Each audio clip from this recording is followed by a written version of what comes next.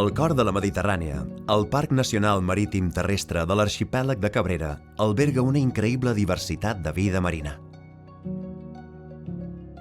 Tanmateix, aquestes aigües amaguen un secret preocupant.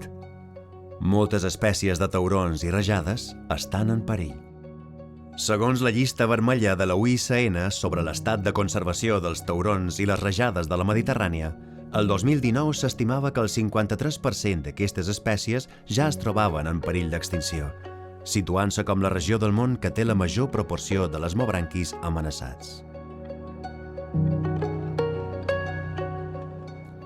Aquestes espècies són l'objectiu del projecte Taurons i Rajades del Parc Nacional de Cabrera, un projecte finançat pel Fons Next Generation de la Unió Europea i amb la col·laboració de la Fundació Marilles. Gràcies a aquesta iniciativa, les ONG SharkMed i la Fundació Save the Med han emprès un estudi de la diversitat, l'abundància i els patrons de moviment d'aquestes espècies mitjançant tècniques no invasives. Malauradament, són espècies que se troben en una situació molt crítica i de les quals hi ha molt poca informació científica. Això fa que, a l'hora d'implementar mesures de conservació o projectes de recuperació, hi hagi buits de coneixement que serien cabdals. Per això posam en marxa aquest projecte, en el qual durant un any de treball de camp anirem recollint informació científica sobre la presència i estacionalitat d'aquestes espècies. Per poder caracteritzar la diversitat d'espècies del conjunt de taurons i rajades, es fan servir tècniques no invasives.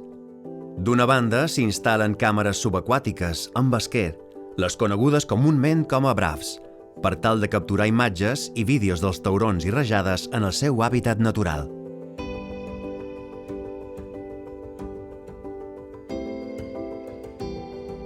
També s'hi recullen mostres d'aigua per realitzar anàlisis d'ADN ambiental. L'estudi també inclou el marcatge satelital de mantes, conegudes sota el nom científic de mòbula mobular, per entendre'n les rutes de migració i l'ús del seu hàbitat. D'entre les espècies objecte de l'estudi, les principals són la manta per una banda, de la qual fem el marcatge satelital per conèixer un poc l'ecologia de moviment d'aquesta espècie, tant horitzontals, migracions, com els moviments verticals, de quin comportament de busseig té, que pot estar molt relacionat amb l'alimentació. I d'altra banda, amb les brufs, tenim per una banda les brufs pelàgiques que estan adreçades a taurons de mà oberta, i d'entre aquestes espècies que puguem tenir en ment, de moment l'única que hem pogut observar, que s'ha acostat a les brufs, ha estat la tintorera. I quant a les brufs bentòniques, és per estudiar la presència i diversitat de desmobranquis demersals que viuen en els fons, dins un rang de fins a 50 metres, 60 metres de fondari, entre les quals poden trobar com a taurons la mussola, o el gató, que serien les espècies que podem trobar més habituals aquí, i quant a ratjades podem trobar romegueres, ferrasses, mantellines.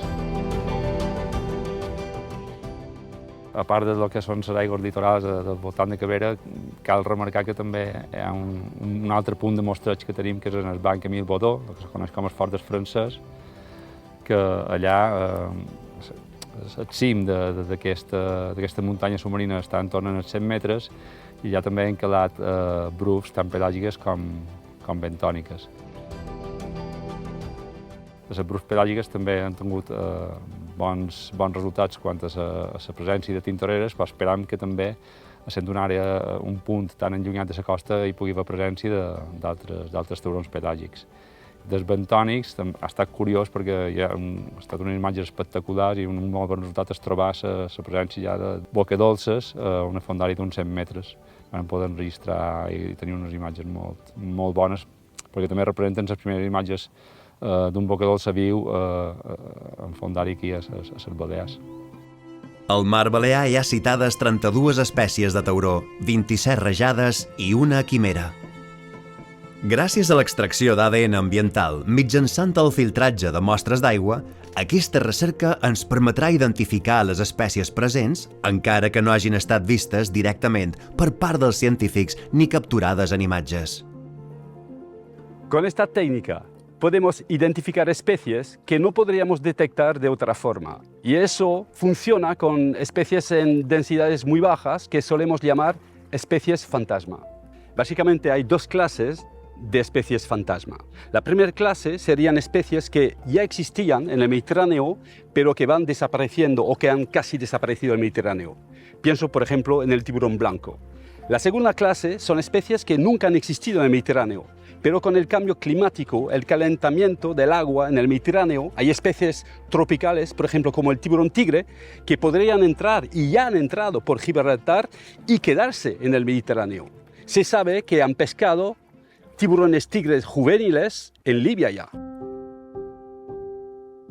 Un altre dels objectius d'aquest estudi és generar el coneixement científic suficient per promoure els canvis necessaris que reverteixin la crítica situació actual d'aquests animals marins que es troben principalment amenaçats a causa de la sobrepesca i la captura accidental. La primera parte del problema es que los tiburones no se pueden enfrentar con cualquier tipo de pesca porque tienen una baja capacidad de reproducción. La segunda parte del problema es lo que llamamos la pesca accidental. Quiere decir que en el Mediterráneo, cuando un pescador va cebando un anzuelo con un calamar, quiere pescar un pez espada o un atún. Pero el problema es que también un tiburón se va a enganchar en este mismo anzuelo. Inclús les espècies que ja estan protegides, espècies que poden estar a punt de l'extinció, continuen sent víctimes de la pesca accidental. I això passa perquè la protecció no implica un canvi real en la manera de pescar.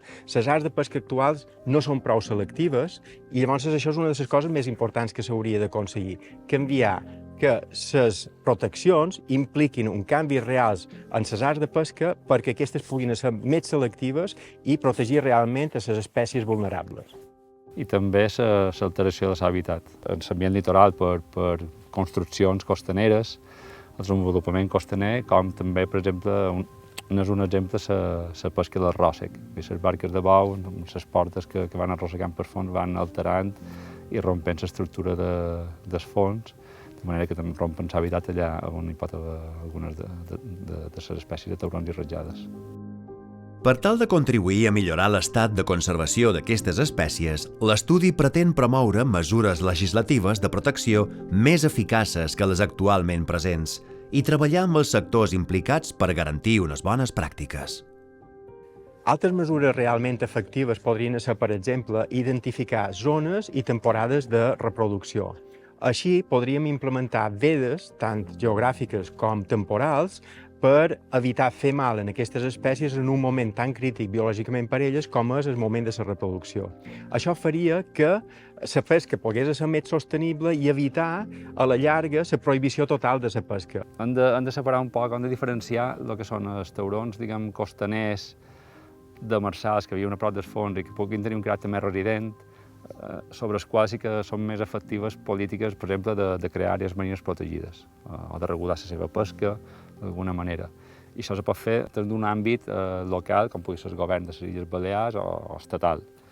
Llavors, queda molt diferenciat tot això de les espècies que són pelàgiques, dels grans migradors, taurons d'aigües obertes, com pugui ser el tauró blanc, els martells, els marràs, la tintorera, les mantes també.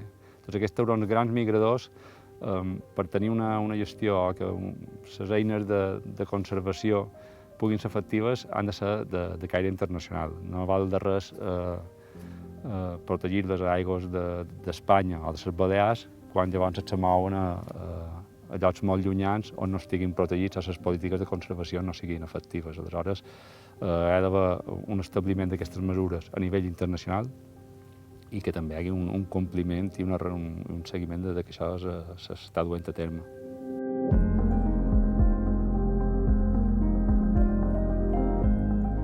La conservació dels elasmobranquis no és només una responsabilitat científica, sinó també un compromís col·lectiu amb el futur de la nostra mà. Els resultats d'estudis com aquest ens acosten a entendre millor aquestes espècies fascinants i vulnerables, alhora que ens ofereixen les eines per protegir-les de manera efectiva. A Cabrera i a tota la Mediterrània tenim l'oportunitat i el deure de revertir el rumb i garantir que taurons i rajades continuïn nedant en aquestes aigües en el marc d'un ecosistema saludable i en futur.